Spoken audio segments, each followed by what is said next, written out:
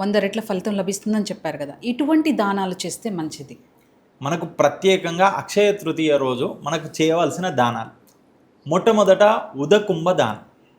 ఉదకుంభ దానం అంటే ఉదకుంభం అంటే నీటితో నిండినటువంటి చల్లని నీరు, ఒక కుండలో చల్లని నీరు, దాంట్లో పచ్చకర్పూరము, యాలకులు, లవంగాలు వేసి ఆ ఉదకుంభాన్ని దానం చేయాలంట. ఒక బ్రాహ్మణునికి సంకల్పంతో ఆ యొక్క ఉదకుంభాన్ని దానం చేస్తే వారి పూర్వీకులకు వారు స్వర్గానికి చెందిన తర్వాత కూడా వాళ్ళకి శీతలత్వం ఏర్పడి వారికి ఎప్పటికీ నీటికి లోటు రాకుండా ఉంటుందంట ఈ యొక్క మనకు ఉదకుంభ దానం చేస్తే.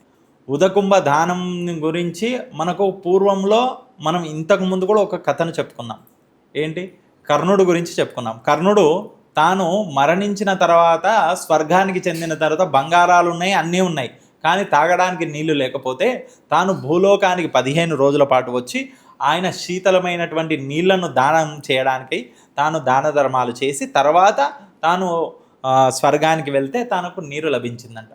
అటువంటిది ఈ యొక్క రోజు కూడా, అక్షయ తృతీయ రోజు కూడా ఉదకుంభము దానం చేస్తే అలాంటి వారికి, ఎవరికైనా నీళ్ళ లోటు ఉన్న వారికి కూడా, పూర్వీకులకు వాళ్ళకు కూడా నీరు అనేది లోటు లేకుండా లభిస్తుందంట.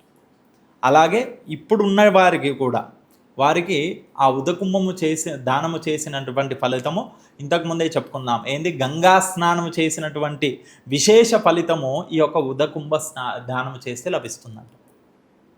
అలాగే వాటితో పాటు ఇది మనకు ఎండాకాలము మొదలు. అలాంటప్పుడు మనకు ఎండలో మనం నడవడానికి పాదరక్షలు ఉండాలి, ఖచ్చితంగా చెప్పులు ఉండాలి. ఆ చెప్పులు దానం చేయొచ్చు.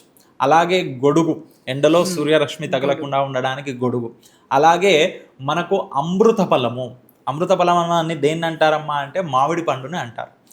అలాగే దాన్ని సంతాన ఫలితము అంటారు. ఇచ్ఛాఫలము అని అంటారు. ఇచ్ఛాఫలం అంటే ఆ యొక్క ఫలాలు దానం ఇచ్చేటప్పుడు సంకల్పం చేసుకొని నాకు ఈ కోరిక ఉంది, అది నెరవేరాలి అనే సంకల్పంతో ఆ యొక్క ఫలాన్ని దానం చేస్తే కూడా మనకు ఆ ఫలితము తొందరగా లభిస్తుందంట, ఆ కోరిక తొందరగా నెరవేరుతుందంట. కాబట్టి ఆ ఇచ్ఛాఫలము, అమృత ఫలాలు, మామిడి పండ్లు ఇదే సమయంలో మనకు వస్తాయి కాబట్టి ఆ అమృత ఫలాలు కూడా దానం చేయొచ్చు.